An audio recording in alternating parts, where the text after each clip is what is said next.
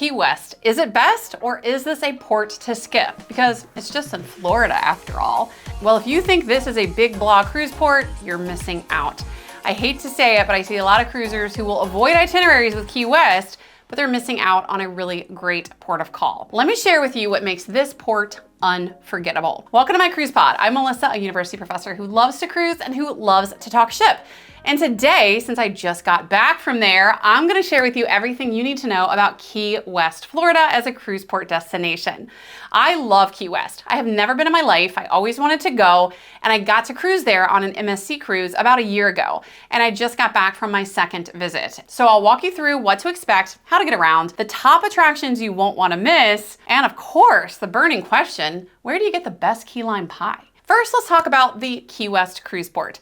Now, Key West is a rare U.S. domestic mainland cruise port, and it does appear in some Caribbean itineraries. Now, it's not the most common one, but it is out there. Now, if you do see this on your itinerary, consider yourself lucky, because it might not be around for long. Why? Because a lot of Key West locals really don't like the cruise ship industry. They're pushing hard to limit or stop cruise ships from docking here altogether. Now, unlike many other cruise destinations in the Caribbean, Key West isn't known for its beaches. If you visit here instead, I highly recommend taking advantage of its history, some quirky attractions, and some amazing food. Save your beach day for another Caribbean port. Now, there are some beaches here. I will share those with you, but for me, this is not the top beach day destination. One of the first things you'll notice in Key West that I thought was really delightful, actually, are the free roaming roosters and chickens. They're literally everywhere. You hear them, you see them, they're constantly running in front of cars. It's fun chaos. They were originally brought over to Key West for cockfighting, and they were set loose when the practice was banned,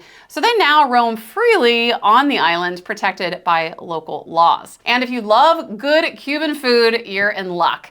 Due to its close proximity to Cuba, Key West has some of the best Cuban cuisine in the US. From Cafe Cubano to authentic Cuban sandwiches and ropa vieja. Now, fun fact when it comes to Cuba, did you know that Key West is actually closer to Cuba, about 90 miles, than it is to the nearest Walmart, which is 126 miles away in Florida City? I learned that fun fact on the Conch Tour train, which I'll tell you about in a minute, because next, we're gonna talk about how to get around in Key West. One of the things I love about Key West as a cruise port is its walkability. Now, assuming you don't have any mobility issues, you can get to a lot on foot without having to spend money on transportation, excursions, or tours. Now, depending on how much exploring you want to do, there might be other ways to get around. So you just got to decide how much energy you have, how much you want to walk, how the weather is, all those kinds of things. Now, a very popular way to explore Key West is with a golf car rental. I'll give you a link below if you want to get pricing and book one. This is a popular choice for cruisers, but remember the downside to this, and this is why I personally don't use a golf cart when I'm visiting Key West, is that you do have to follow parking rules like a car. Sometimes cruisers think they can roll up on Key West, rent a golf cart, and just kind of come up on any attraction and just park in the grass somewhere. No, you gotta treat it like a car. And parking can be tricky in Key West, and parking can be expensive in Key West. So if you rent a golf cart, you're still gonna have to find a place to park, and if you're parking at a surface lot, for example, that charges, you're still gonna have to pay for parking, just like you would if you were in a car. Another great option for Key West that you don't have to deal with parking is to take the hop-on, hop-off trolley. I'll also share this link down below. This is one of the best ways to see Key West because it stops at those major attractions. You hop off, you come and you hop on when you're finished exploring. So you don't have to walk around. And of course, it's gonna stop at the major attractions. You don't have to deal with parking. It's pretty affordable and you get to do things at your own pace. So it's a pretty great way to explore. Another great way to explore that's kind of like hop on, hop off, without the hop on, hop off part, that I just did on my recent visit is the Conch Train Tour. Now with this, you are on a fun little train. It goes throughout Key West. It's a narrated ride. You've got your conductor who takes you through Old Town, and she gives you all kinds of fun facts, like the Cuba fact that I previously dropped. So this is a really fun way to see Key West. Now, I don't like that it's not hop on, hop off. So if you go to a destination like Southernmost Point, and you're like, I want to get off and take a picture, you can't. But what I love about it is I visited there with two people who had never been to Key West. So they weren't exactly sure what they wanted to do or see. So we took the Conch Train Tour, and I said, as we went throughout the island, what do you want to see? What looks interesting to you? And they kind of made notes. So then when the tour was over, it was an hour-long tour, we knew exactly where we wanted to go, what was closest to us, and kind of what they wanted to skip. So this is a fully guided experience, and I also loved all of the things that I learned about Key West. And by the way, shameless plug, I do have a free Key West port guide if you want to check it out. Now, of course, the cheapest way to explore Key West is on foot. Key West is super compact, and many of the attractions are within just a mile or two of the cruise port. Now, my first visit to Key West last year, we walked it, and we did walk a lot. So if you plan to walk, make sure you plot out your route in advance so you're not backtracking and walking more than you need to. And you might want to end at a destination like the Southernmost Point that's a little further from the cruise port and do what my friend and I did at the end of our long day when our feet were burning and exhausted, and we took an Uber back to the cruise port. So we got our walking and our exercising in, but we took the lazy way back. So that's a great way to get around. And that is another option when it comes to exploring Key West is rideshare. They do have Uber and Lyft here, and that's not the case in all cruise port destinations, especially in the Caribbean. So you can take an Uber or Lyft anywhere you need to go, but that gets expensive. So you can do what my friend and I did, explore on foot, get tired, and then Uber back to the terminal. One way to walk around and explore, but to get some knowledge along the way, is with a historical walking tour or a self-guided audio tour. These are solid options that are pretty affordable if you want to walk, but also learn along the way. Now let's talk about the top things to do in Key West. Key West is packed with really cool, fun things. There's lots of history, there's lots of culture, and it's a really great port for sightseeing without buying an expensive cruise line excursion. Now here are some of the highlights that a lot of people seem to love. One is the Harry S. Truman Little White House. With this, you can explore the grounds for free. That's what I did, but they also offer paid tours where you get to go inside the house, you get the tour, you get to learn. Now for me, I do like history. I'm not obsessed with US history. It was a little pricey for the tour. So I explored the grounds outside for free. You can actually go inside to the gift shop. There's a small display there with some learning for free. I did that. It was wonderful. But if you really want to get the full learning experience, you want to see the inside of the house, you can pay for the guided tour. It's really close. It's less than a third of a mile from the cruise port, so it's just about a 5-minute walk. Another top attraction is the Ernest Hemingway House and Museum. Now, this is a must visit for literature lovers or cat lovers. I'm not a big fan of Ernest Hemingway as a writer or a human being, but I love some cats. I'm a total cat lady.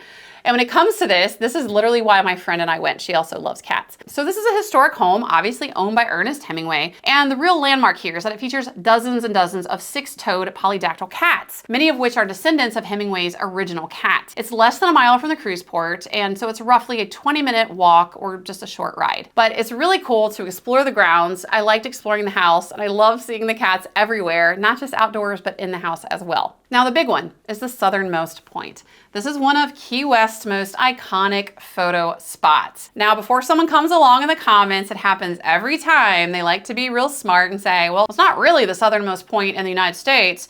There is a more southernmost point, but this is the most southern point that's accessible easily to everyone in the general public.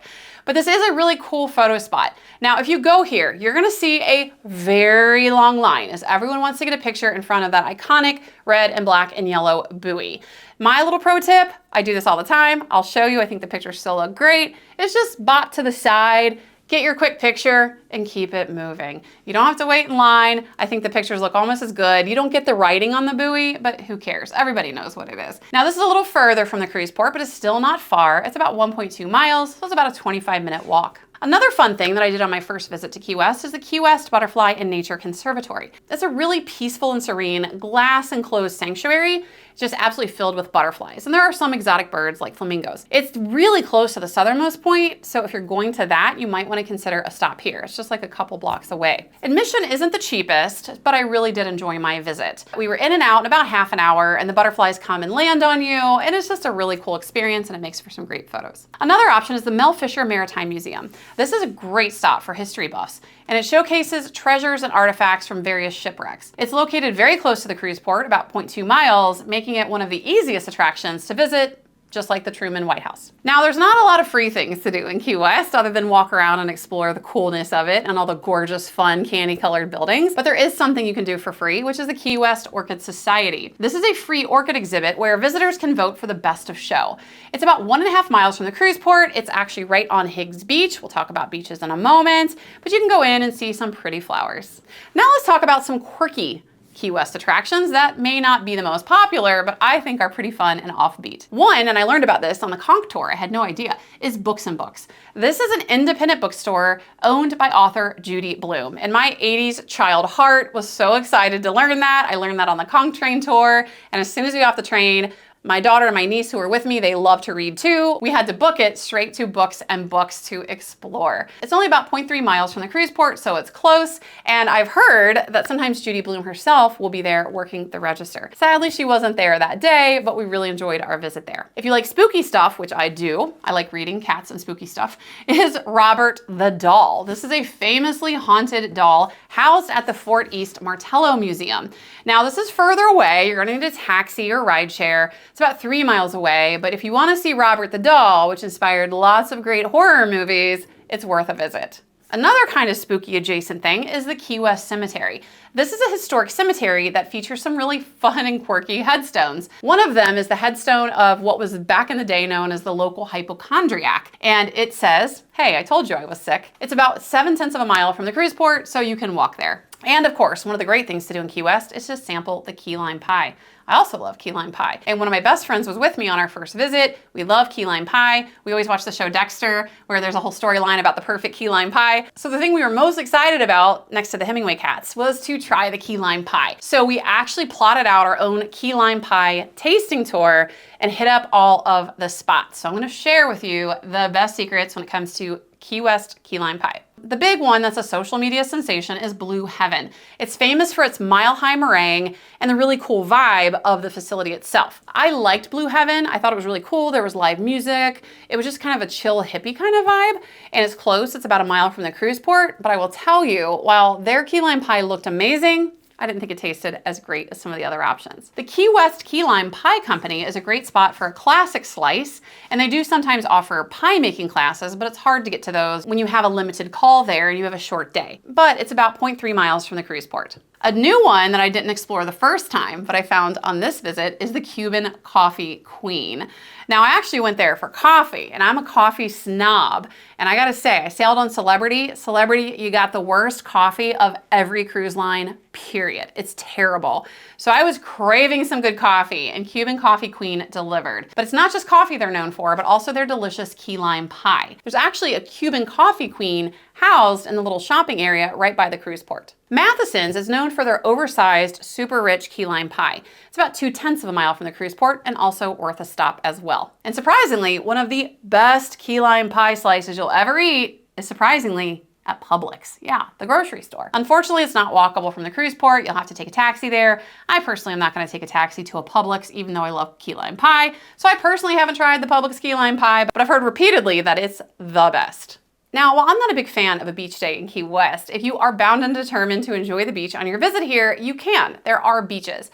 The reason I don't personally like this for a beach day is because the beaches are really small. The reason for the small beaches is due to the fact that Key West sits at the edge of North America's only living coral barrier reef, and that plays a major role in shaping the coastline and beach conditions.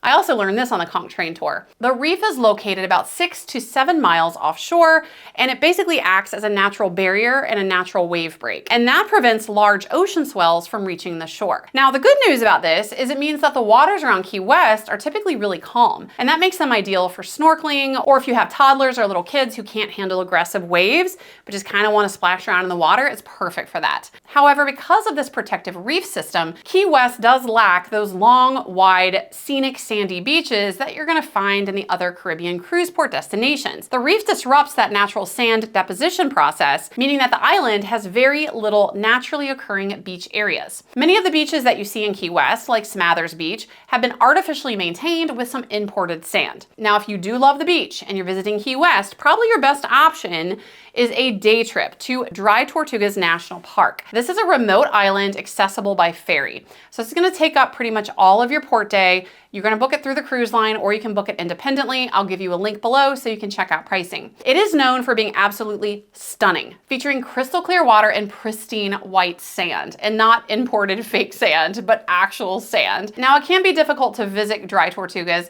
during a cruise given the limited time at port. So you have to check your port of call time and make sure you have enough time to do it. But if you're traveling with a group of people, you can actually book a private charter for a day trip and they'll get you back to port in time, and the cost can be pretty cheap because you're spreading it out over multiple people, plus you get that private experience. Now, if you're taking a cruise to Key West and you want a beach day that's a little more feasible within a short port of call and affordable, if not free, here are some options. First is Simonton Beach, which is really close to the port, about half a mile. This is a sandy beach. It's a short walk away. It's very small, but offers calm, shallow waters, and it's just very laid back. There are limited amenities, but it's nice if you just want a little beach visit. Higgs Beach is about 1.5 miles from the cruise port. This is probably one of the best public beaches in Key West. It has free entry. There's soft sand, picnic tables, a playground, restrooms, and nearby restaurants. It's also home to the Key West Orchid Club, which I mentioned before, which is one of the very few free things to do in Key West. Basically, you get to go in and look at some pretty flowers. South Beach is located off Duval Street. It's about 1.3 miles from the port, and it also is a small but scenic sandy beach at that southern end of Duval Street. Now, this is located right by that Southernmost Point. So if you're going there, you can get the Southernmost Point, you have beach access there, you can do the Butterfly Conservatory, it's all located together. The waters are calm and shallow, the beach area is very small, but there is a beachfront cafe and restaurant, and it's really pretty. I visited there on my first visit, and it was a nice quick visit to the beach. And then there's Smathers Beach. This is the largest and most well-known public beach in Key West. It does feature that imported white sand, palm trees. There are also amenities like bathrooms, often there are food trucks, and even water sport rentals. So this is great for sunbathing, just walks on the beach, but it is further from the cruise port, so you're gonna have to take a taxi, maybe take a bike, or rent a golf cart to get there. Fort Zachary Taylor Beach is less than 1 mile from the cruise port, and it's located inside the Fort Zachary Taylor State Park. It has a kind of unique mix of sand and coral rock, so it's pretty rocky, but there are clear waters which are great for snorkeling. They do have some picnic tables, restrooms, and a small cafe. So, is Key West worth visiting as a cruise port? Now, I've heard a lot of cruisers actively avoid itineraries with Key West because, again, oh, it's just Florida. And when I cruise to see the world and to get to different countries. It's not exotic enough. But honestly, Key West, it feels like its own world. It's one of the few places I visited that I could actually see myself living there if it weren't astronomically expensive and also really far away from everything. It's quirky, it's historic, it's got so much charm. Literally just getting off the cruise ship and just walking around is really neat. And you can get some great photos of just the houses. So while some of the residents want to end cruise tourism here, for now, for me, Key West remains one of the most unique and culturally rich cruise ports in the United States. So if you see it on your cruise itinerary, please don't skip it. Take advantage of it while you still can, because it might not be an option for much longer. But I want to know, what do you think about Key West? Make sure to drop your comments down below and let me know of any awesome things that people need to see that I didn't cover in this episode. And of course, be sure to like and subscribe and visit my website, profmelissa.com, for a free Key West port guide, other free port guides, and so much more.